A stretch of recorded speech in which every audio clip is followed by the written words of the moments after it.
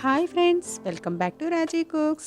బ్రేక్ఫాస్ట్కి కానీ స్నాక్స్కి కానీ పిల్లలు అడగగానే వెంటనే సింపుల్గా వేసుకోగలిగేలాగా ఈరోజు మనం అది కూడా హెల్తీగా గోధుమపిండితో ఒక్క కప్పు గోధుమపిండి ఉంటే సరిపోతుంది. చక్కగా బజ్జీలు వేసేయచ్చు.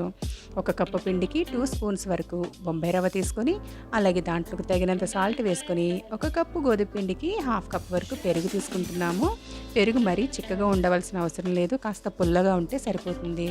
ఇలా ఒకసారి బాగా కలుపుకొని దీనికి తగినంత వాటర్ పోసుకుంటూ బజ్జీల పిండిలా కలుపుకోవాలి. ఒకవేళ కాస్త పలచగా అయినా మరికొద్దిగా పిండి యాడ్ చేసుకుని ఇలా వేళ్ళతో బీట్ చేయడం వల్ల బాగా గుల్లగా వస్తుంది. అలాగే ఇందులోకి కొద్దిగా జీలకర్ర, కొద్దిగా వాము యాడ్ చేసుకుని మరొకసారి బాగా కలిపి ఇందులోకి ఒక పావు స్పూన్ వరకు తినే సోడా వేసుకోవాలి. ఇలా తినే సోడా వేయడం వల్ల చాలా గుల్లగా వస్తాయి బజ్జీలు. ఇలా కలిపిన తర్వాత ఒక 5 to 10 మినిట్స్ రెస్ట్ ఇవ్వాలి. ఇలా 5 to 10 మినిట్స్ రెస్ట్ ఇచ్చాక ఈలోగా మనం స్టవ్ మీద కడాయి పెట్టుకుని ఆయిల్ వేసుకుని ఆయిల్ హీట్ చేసుకుందాం.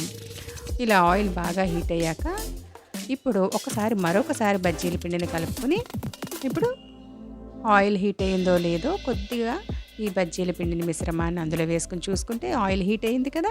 సో ఇప్పుడు మనం స్టవ్ని మీడియం ఫ్లేమ్ మీద పెట్టుకుని చేతి వేళ్ళతో ఇలా రౌండ్గా చుట్టుకుంటూ చిన్న చిన్న బాల్స్లా చేసుకుంటూ వేసుకోవడమే. ఎలాంటి తోకలు రాకుండా చాలా నీట్గా బయట కొన్నట్లే బజ్జీలు వస్తాయి. మీరు కావాలనుకుంటే ఇందులో ఆనియన్స్, చిల్లీ, ఇలా క్యారెట్ తురుము అలా కూడా యాడ్ చేసుకోవచ్చు. నేను ఇక్కడ ఏమీ యాడ్ చేయట్లేదండి, ఓన్లీ ప్లెయిన్గానే వేశాను. ఇలాగే రిమైనింగ్ అన్నీ వేసుకోవడమే. అలాగే స్టవ్ని హై ఫ్లేమ్ మీద పెట్టకూడదు, కలర్ మాడిపోతాయి, లోపల ఉడకవు.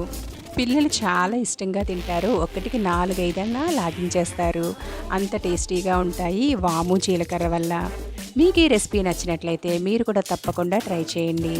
మీకు ఎలా వచ్చిందో నాకు తెలియపరచండి. మరిన్ని సింపుల్ అండ్ టేస్టీ రెసిపీస్ కోసం నా ఛానల్ను తప్పకుండా సబ్స్క్రైబ్ చేసుకోండి.